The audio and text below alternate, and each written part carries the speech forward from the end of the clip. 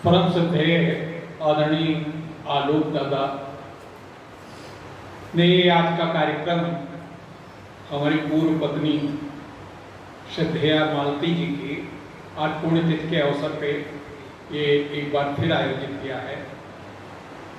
आज ही के दिन उनका निधन हुआ था 27 अप्रैल को, और इससे पहले भी कई बार ये कार्यक्रम हर साल हमारे अग्रज आदरणीय आलोक जी आयोजित करते हैं।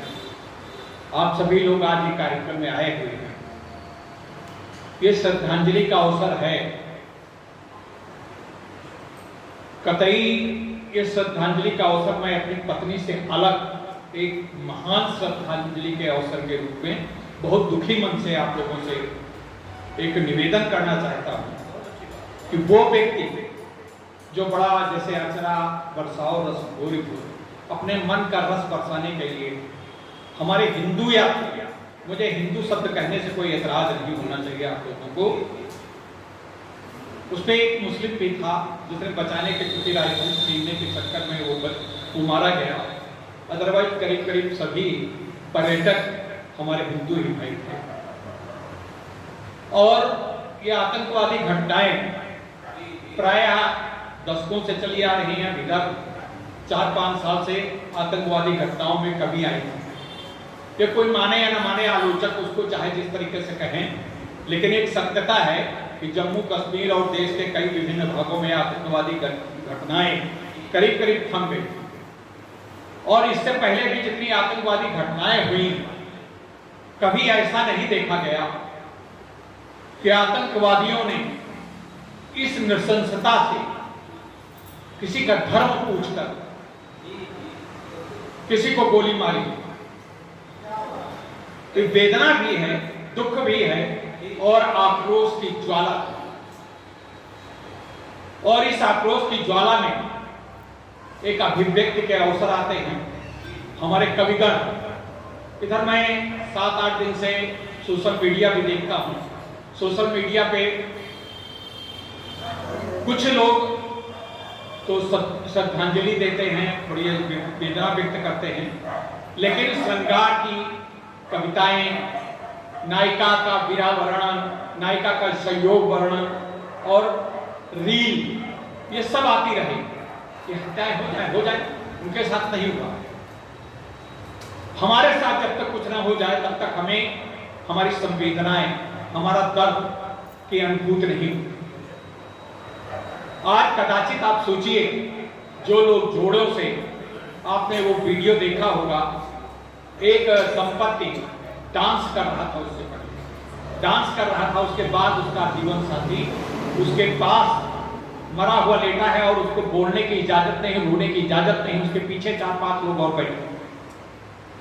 इस नृशंस हत्या का मैं किसी धर्म विशेष के ऊपर उंगली नहीं उठा रहा, और कदाचित ऐसा करने वाले ये चाहते थे कि जब हम हिंदूवाद कहते हैं तो भारतवर्ष में हिंदू मुस्लिम पैदा हो जाए। ऐसा नहीं होना चाहिए, न मैं ये चाहता हूं, लेकिन ये भी एक सत्य है। इस यूनिवर्सल ट्रुथ को हटाया नहीं जा सकता, हम इसको इग्नोर नहीं कर सकते कि ये कहीं ना कहीं ये जो कलमा पढ़ाया जाता है, जो बहुत सी बातें होती हैं, वो कहीं ना कहीं हमारे सामान्य उस धर्म के सामान्य व्यक्ति के मन में भी कहीं ना कहीं होती है। मैं उस धर्म के प्रति किंचित भी आलोचना नहीं करना चाहता हूं, और मैं उस धर्म के मानने वालों के प्रति शुभकामनाएं करता हूं। लेकिन जो हमारे सनातन धर्मी हैं, जो हिंदू धर्म है, उनके लोगों को कम से कम इतना तो करने की आवश्यकता जरूर है कि हम अपने को परिमार्जित करें। अब हम केवल इस विषय में ओम नमः शिवाय, ओम नमः शिवाय, अरे वाह बहुत अच्छा, अरे भैया ये चक करके, अरे बेचारे के साथ क्या होगा, बेचारे के साथ नहीं, आपको रक्त की ज्वालाओं के साथ जीने की कला आनी चाहिए। आपको जो है, आपको भी ये समझना चाहिए कि हमको अपनी सुरक्षा के लिए ये केवल और केवल हम ऊपर वाले के सहारे रहकर अपनी सुरक्षा नहीं कर सकते। हमको हमारे विश्वास को एक ठेस पहुंची। हम जब भाईचारा करते हैं तो हम चारा बन जाते हैं। हम जब भाईचारा करते हैं तो हमारे अंदर का भाई तो जीवित रहते, लेकिन उनके अंदर का भाई दुश्मन में बदल जाता है, उनके अंदर का भाई सत्य में बदल जाता है। उनकी इस भावनाओं को भी परिमार्जित करने का प्रयास हमको करना चाहिए कि भाई आप बेहद जिहाद करिए, ठीक है जिहाद करिए, बुरे लोगों के साथ जिहाद करिए, लेकिन हम अपना धर्म मान रहे हैं, आप अपना धर्म मानिए, हमको अपनी तरफ चलने दीजिए, आप अपनी तरफ चलिए ना, हम आपके हस्तक्षेप करते तो हमको मानने वालों को आप ये क्यों मानना चाहते हैं कि हमारे धर्म मानने वाले के अलावा जितने धर्म हैं वो काफिर हैं। हम काफिर बन के जिएंगे, हम काफिर बन के जीना हम चाहते हैं, लेकिन काफिर बन के क्या हमको हमारी नीयत मरने की हो गई, मारे जाने की हो गई, खून बहने की हो गई, और ये रक्त का ये जब तक खेल चलेगा कब तक चलेगा?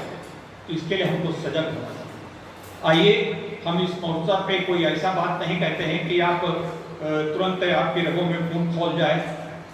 आप एक अन्याय के समक्ष, ये बहुत हुआ कि आप दूसरे के सामने आवाज उठाना बंद कर देते हैं, आप आवाज चुप हो जाते हैं, आप जो है बोलना बंद कर देते हैं, अरे यार वो बुरा मान जाएगा। बुरा तो मान रहे हैं, आपके जीवन से आपके अस्तित्व को देख करके वो बुरा मान रहे हैं, आप अस्तित्व अपना खत्म कर देंगे। अगर अपने अस्तित्व को आपको जीवित रखना है तो आपको आप मरने से बचना है, उनकी गोलियों से चुने जाने से बचना है, तो आपको अपनी सुरक्षा का इंतजाम करना है। अपने को, मैं किसी को मारने की बात नहीं करता हूं, लेकिन कम से कम अपने आपके हमारे बहुत से हिंदू यहाँ बैठे हैं, उनके पास एक छोटी सी डंडी उनके घरों में नहीं है। आपके ऊपर कोई जरूरत पड़ जाए तो आप बस खाली मंत्र जाप करके अपने को बचा लेंगे, ये बिल्कुल युवा शब्द है। इसी तरीके से मान लेंगे है, वहां पर तो उनके पास कुछ होने का सवाल ही नहीं, वहां पे तो घूमने गए थे, पर्यटन करने गए थे, खुशियां मनाने गए थे, और खुशी मनाने के लाल जोड़े पहन के गए थे, और सफेद उनका पति के साथ वो जब वो पूछे, घर वाले पूछते हैं कि आप क्या लेके आए, तो कहना हम लेके आए हैं ताबूत लेके आए हैं, 27 ताबूतें लेकर आए हैं बच्चों, आपके लिए 27 ताबूतें लेके आए। हम आपके लिए खिलौना नहीं ला सके, हम आपके लिए कोई फूल वहां का कोई दिवस खाने वाली चीज नहीं ला सके, लेकिन हाँ आपके लिए 27 ताबूत लेके आए। आइए, हम बहुत आक्रोशित हैं, मुझे अच्छा नहीं लगता प्रेम के गीत सुनना, इस समय हमको श्रृंगार की बातें हमको सुनना अच्छी नहीं लगती। मैं कवियों से चाहता हूँ ज्वालाएं जलाएं, वो हमारे अंदर का जो कायर है उसको जगाने का प्रयास करें। हम इस आह्वान के साथ आइए आप लोगों से एक गुजारिश करते हैं, उन मृत आत्माओं के लिए 2 मिनट का मौन रख के जरा हम उनके लिए श्रद्धांजलि दें, फिर आप आगे कार्यक्रम बढ़ाने के लिए संचालक से कहेंगे। जी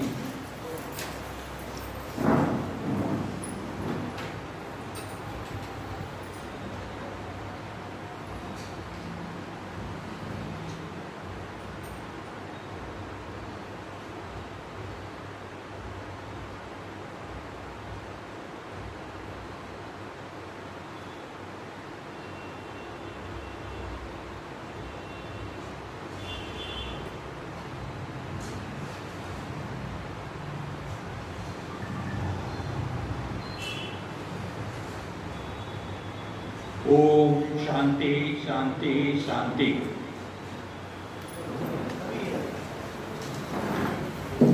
आगे संचालित